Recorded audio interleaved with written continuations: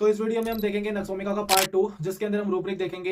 Anger when answer oblige to, frowning disposition to, independent anger when things are not in their proper place, businessman war not businessman, anger impatience coryza with, impatience heat when, impatience working when, obstinate resist wishes of others, clarity of mind and ardent और egotism। अब इसके अंदर सबसे पहले rubric आता है anger when answer oblige to. अब इसके अंदर क्या होता है ना, जब आप नक्सवामिका से कोई क्वेश्चन बार बार पूछोगे ना तो उसको गुस्सा आ जाता है। तो वो कहता है अरे अभी अभी तो बताया था कि सुबह सुबह मेरे को जुकाम हो जाता है, सुबह सुबह नाक खाने लगती है। तो वो थोड़ा गुस्से में बताएगा जब आप उससे कोई क्वेश्चन बार बार पूछोगे तो। उसके बाद आता है फ्रॉनिंग डिस्पोजिशन टू। अब जब नक्सवामिका आंसर दे रहा होता है ना, और जब आप उससे बीच में कोई उल्टा सा सवाल कर लेते हो, कोई बेफजूल का सवाल कर लेते हो, तो वो सोचता है दिमाग में अरे क्या मेरे से फालतू के सवाल पूछ रहे हैं, तो उसके माथे पर है ना फ्रॉनिंग आ जाती है। उसके बाद आता है यहाँ पे इंडिपेंडेंट। अब जो नक्सवामिका होता है ना, उसको अपना काम बहुत अच्छे से करना होता है, और इतना अच्छे से करना होता है कि अगर एक नक्सवामिका एक टीम मेंबर है ना, तो वो अपने सबऑर्डिनेट का काम भी खुद कर देता है, क्योंकि उसको अपने काम में कोई भी दिक्कत नहीं चाहिए, अपने काम में कोई भी गड़बड़ नहीं चाहिए, इसीलिए वो अपने सबऑर्डिनेट का काम भी खुद कर देता है।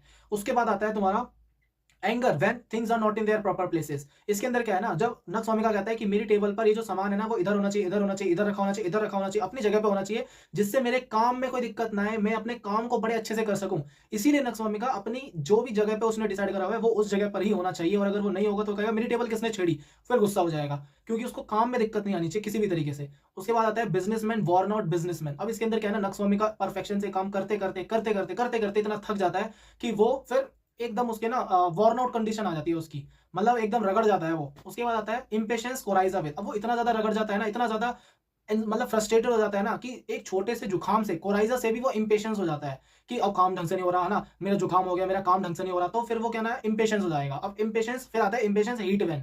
अब इस हीट, ये हीट जो है ना वो मेटाफोरिकल मीनिंग है। इसके अंदर क्या होता है ना, हीट मतलब जैसे कहते हैं ना अरे माहौल गर्म हो गया। माहौल गर्म मतलब उसकी लाइफ में सिचुएशन ऐसी चल रही है जिससे, मतलब उसकी लाइफ में ऐसी सिचुएशन है कि बहुत माहौल गर्मी का माहौल है, मतलब वो काम में इतना ज्यादा बिजी है, ये करना है वो करना है, मेरे को काम परफेक्ट से चाहिए, ये परफेक्ट से चाहिए, तो वो क्या करता है ना, वो उसके लिए वो इम्पेशंस हो जाता है। फिर आता है इम्पेशंस वर्किंग व्हेन। फिर वो जब काम कर रहा होता है फिर इंपेशेंट हो जाता है, जल्दी करना है, अच्छा करना है, अच्छे से करना है, तो उसके बाद फिर वो इंपेशेंट हो जाएगा। उसके बाद आता है यहाँ पे क्लैरिटी ऑफ माइंड। अब जो नक्सवामिका है ना, उसका शार्प माइंड होता है, और शार्प माइंड होने के साथ साथ उसको सारी चीजें क्लियर होती है।